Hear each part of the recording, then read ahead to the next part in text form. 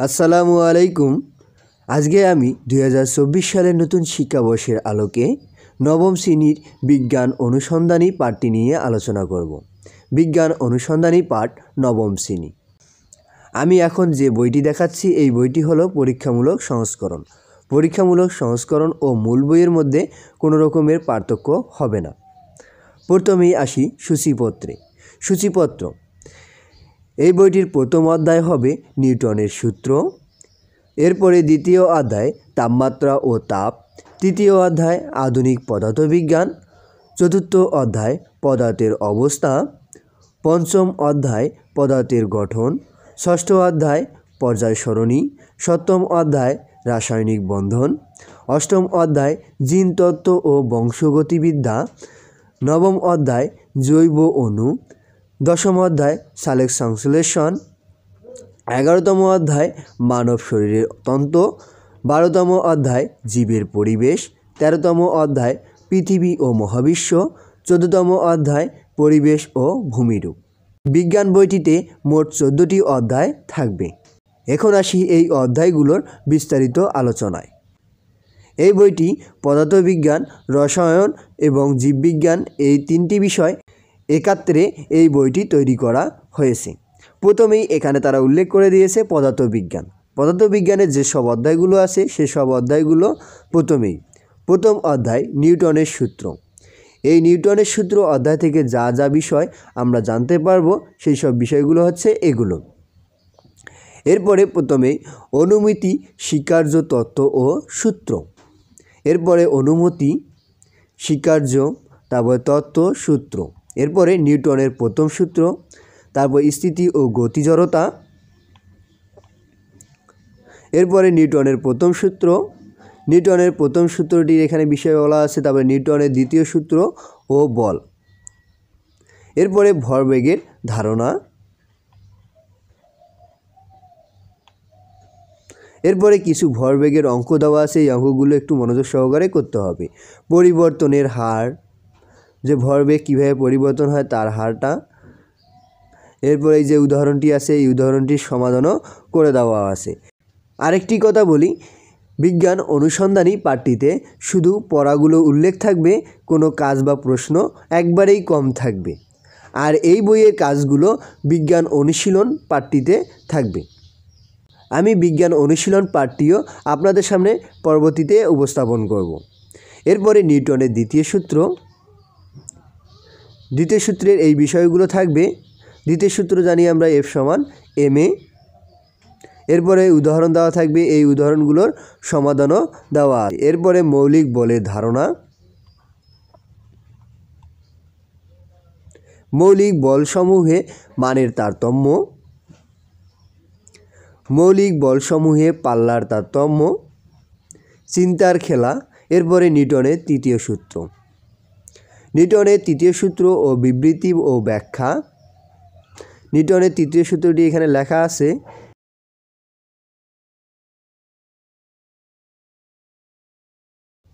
এরপরে উদাহরণ, উদাহরণের পরে সমাধান দেওয়া আছে উদাহরণটির। এরপরে মহাকর্ষ বল।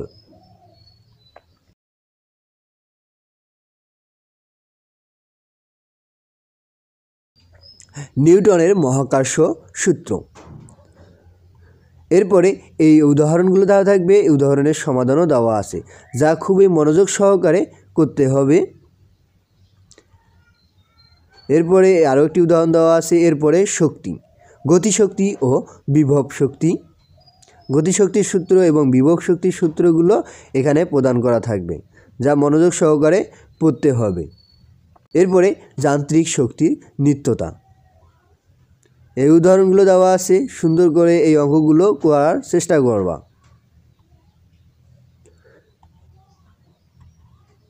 এরপরে আসি অধ্যায় 2, তাপমাত্রা ও তাপ। এই অধ্যায় থেকে যে যে বিষয়গুলো আমরা শিখতে পারবো এই বিষয়গুলো। প্রথমেই তাপ। তাপের এইখানে এই বিষয়গুলো দেওয়া থাকবে। এরপরে তাপমাত্রা ও অভ্যন্তরীণ শক্তি। তাপ শক্তি, অণুর গতি ও তাপমাত্রা। এরপরে অভ্যন্তরীণ শক্তির ধারণা। এরপরে তাপ প্রয়োগে পদার্থের প্রসারণ, কঠিন পদার্থের প্রসারণ। এরপরে উদাহরণ দেওয়া থাকবে, উদাহরণের পরে এই অঙ্কগুলো করতে হবে।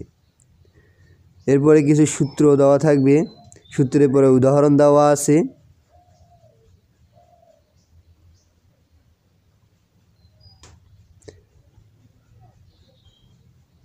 এরপরে তরল পদার্থের প্রসারণ, তরল পদার্থ প্রসারণের এখানে অঙ্ক দেওয়া আছে, এই অঙ্কগুলো করতে হবে।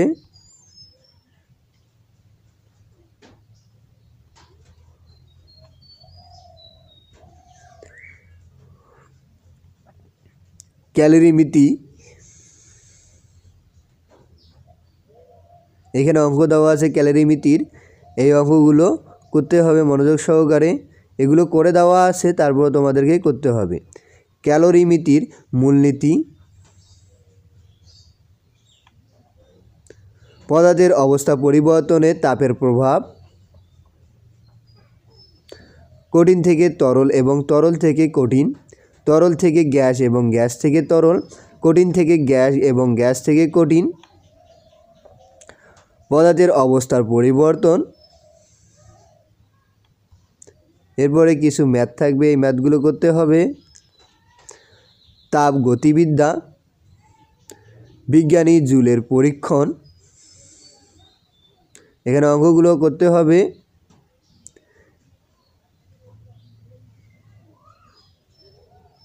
এরপরে তৃতীয় অধ্যায় আধুনিক পদার্থবিজ্ঞান।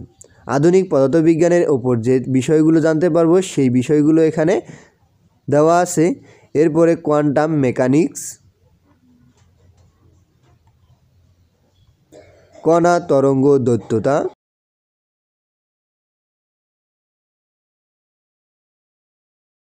ডি ব্রগলি তরঙ্গদৈর্ঘ্য, হাইজেনবার্গের অনিশ্চয়তা নীতি, কণা পদার্থবিজ্ঞান, পরমাণুই শেষ কথা নয়,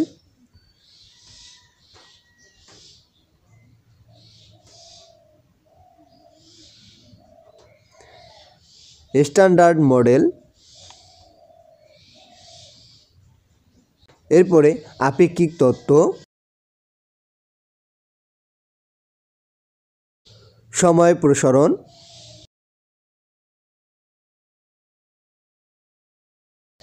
স্থান সংকোচন।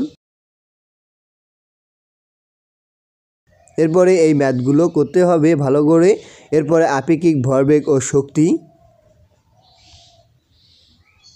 আমি সংক্ষেপে পুরো বইটি তুলে ধরার চেষ্টা করতেছি, তাই দ্রুত আমাকে স্কিপ করতে হচ্ছে। এই ছিল পদার্থ পাঠ। এরপরে আসি রসায়ন পাঠে। রসায়ন পাঠে প্রথমেই অধ্যায় 4 পদার্থের অবস্থা। এই অধ্যায় থেকে এই সব বিষয় জানতে পারবা। এরপরে কণার গতিতত্ত্ব, ব্যাপন,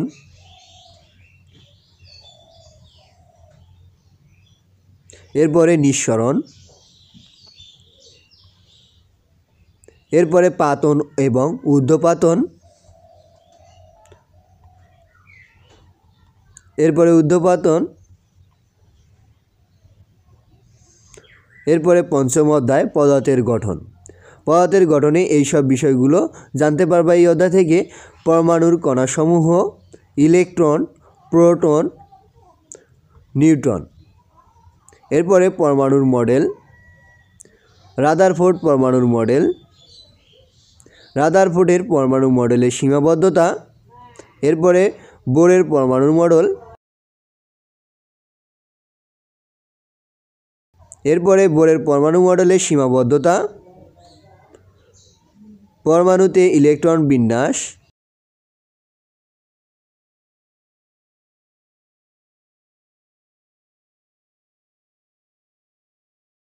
এরপরে উপশক্তি স্তরের ধারণা। এই বিষয়গুলো মনোযোগ সহকারে পড়তে হবে, না পড়লে বিজ্ঞান অনুশীলন পাঠের যে কাজগুলো রয়েছে এই কাজগুলো করতে সমস্যা হয়ে যাবে, তাই ভালো করে পড়বা। এরপরে পরমাণুতে ইলেকট্রন বিন্যাসের নীতি,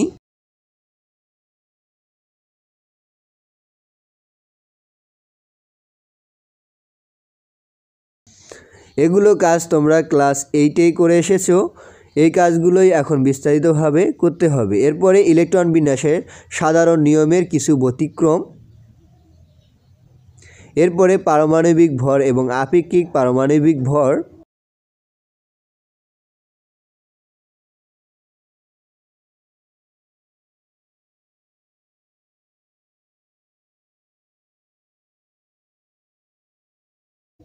এরপরে আপেক্ষিক আণবিক ভর।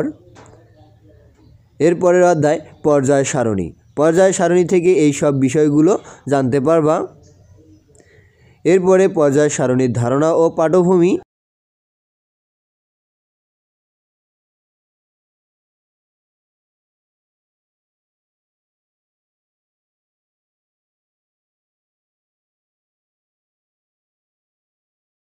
এরপরে এখানে পর্যায় সারণীটি উল্লেখ করা থাকবে। আধুনিক পর্যায় সারণী। পর্যায় সারণীর বৈশিষ্ট্য। পর্যায় সারণীতে মৌলের অবস্থান নির্ণয়। এরপরে নিয়ম এবং উদাহরণগুলো দেওয়া থাকবে। পর্যায় সারণীর কিছু ব্যতিক্রম। মৌলের পর্যায়ভিত্তিক ধর্মসমূহ।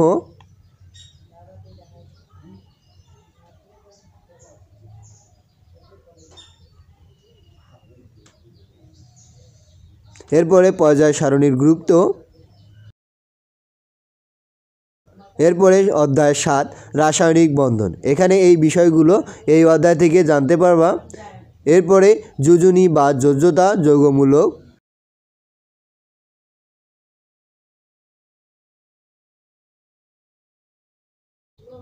এরপরে যৌগের রাসায়নিক সংকেত। এরপরে নিষ্ক্রিয় গ্যাস এবং স্থিতিশীলতা।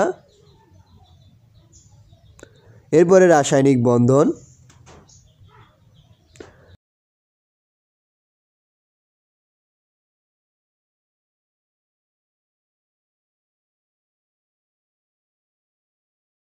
এরপরে আকরিক ধাতু নিষ্কাশন ও সংকর ধাতু।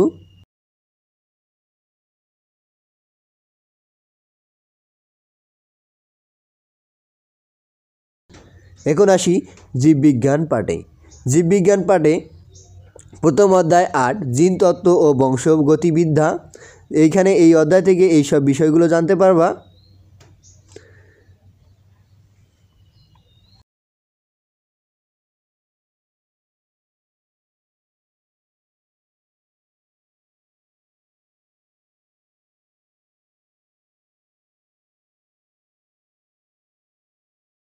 এরপরে নবম অধ্যায় জৈব অণু।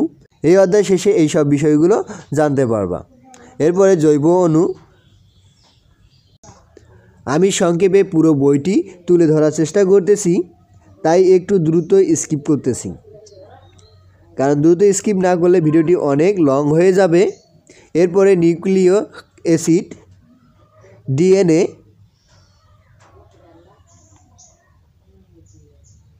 ডিএনএর কাজ, আরএনএর কাজ। এরপর প্রোটিনের কাজ,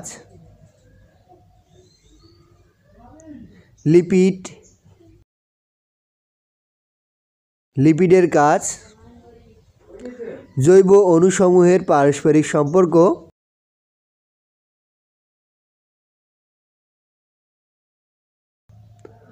অধ্যায় 10 সালেক সংশ্লেষণ।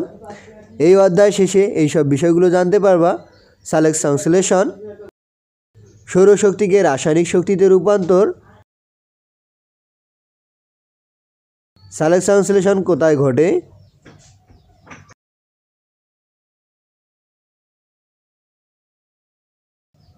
সালেক সংশ্লেষণের প্রক্রিয়া।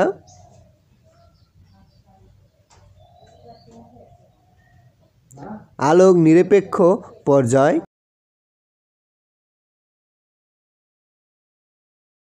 সালেক সংশ্লেষণের তাৎপর্য। এরপরে অধ্যায় 11 মানব শরীরের তন্ত্র। এই অধ্যায়টি শেষে এই সব বিষয়গুলো জানতে পারবা। প্রথমেই স্নায়ুতন্ত্র, কেন্দ্রীয় স্নায়ুতন্ত্র, মস্তিষ্ক,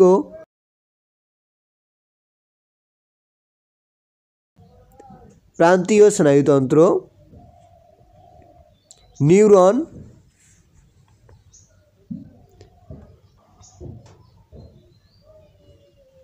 এরপরে প্রতিবর্তী ক্রিয়া, স্নায়বিক বৈকল্যজনিত কয়েকটি শারীরিক সমস্যা, মানবদেহের কয়েকটি মুখ্য নালীবিহীন গ্রন্থির পরিস্থিতি, কাজ ও নিঃসৃত হরমোন,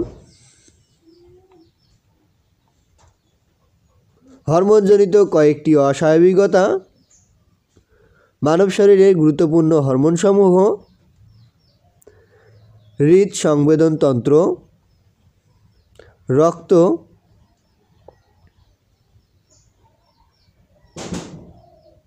রক্তের কাজ, রক্তনালী,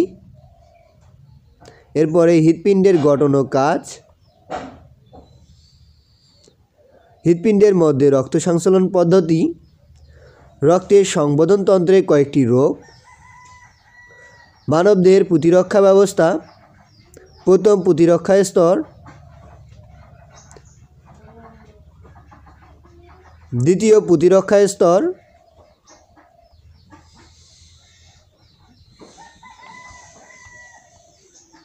এরপরে অধ্যায় 12 জীবের পরিবেশ। এই অধ্যায় শেষে এইসব বিষয়গুলো জানতে পারবা: বিভিন্ন জীবের নিবিড় সহাবস্থান,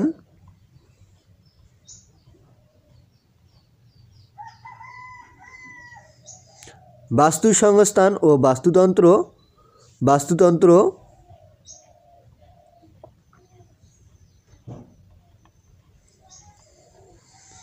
পপুলেশন ইকোলজি,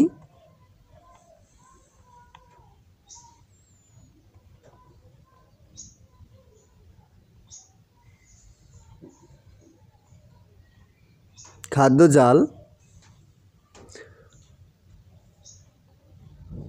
শক্তি পিরামিডের ধারণা, পানিচক্র, অক্সিজেন চক্র, নাইট্রোজেন চক্রের ধাপ, তারপর আছে বিভিন্ন পরিবেশে জীবের অভিযোজন, এরপরে ভূগোল ও পরিবেশ বিজ্ঞান। অধ্যায় 13 পৃথিবী ও মহাবিশ্ব। এই অধ্যায়টি শেষে এইসব বিষয়গুলো জানতে পারবা। এরপরে প্রথমেই মহাবিশ্বের তুলনায় পৃথিবীর বয়স, ভূতাত্ত্বিক সময়সীমা,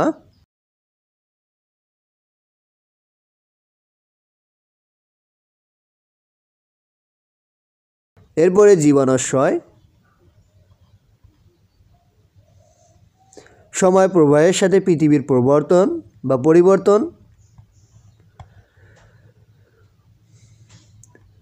সময় প্রবাহের সাথে পৃথিবীর পরিবর্তন,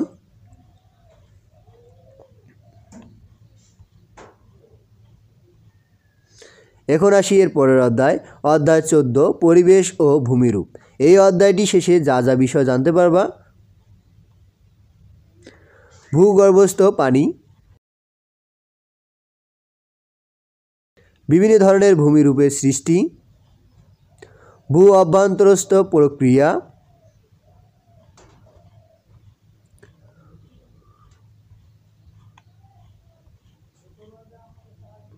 ভূবহিস্থ প্রক্রিয়া,